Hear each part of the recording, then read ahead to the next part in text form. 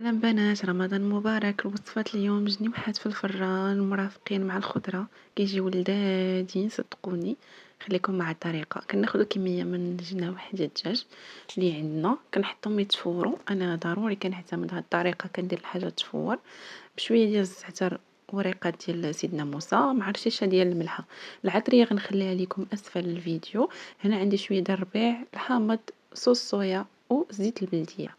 غادي نخلطوا جميع العناصر اللي عندنا كاملين، وغنخليو الشرموله ديالنا ترتاح وتاخد وقتها. غادي نوجدوها اون فوا نحطو الدجاج يتبخر، غادي نوجدو الشرموله ونخليوها ترتاح. هنا درنا صوص صويا. هنا غادي نخلطوا جميع المكونات كيف كتشوفوا في الفيديو، وغادي نخليوها ترتاح.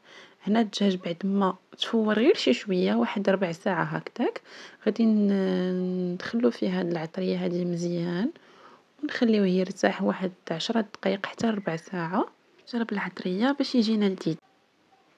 هنا عندي خضيره اللي غادي نخليها تفور، وغادي نقدمها مع الدجاج ديالي.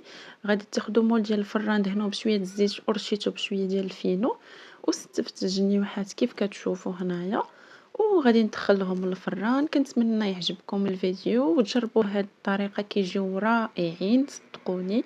هذا هو الشكل النهائي. ما تنساوش تشاركوا في الصفحه، والى فيديو اخر ان شاء الله، ورمضان مبارك.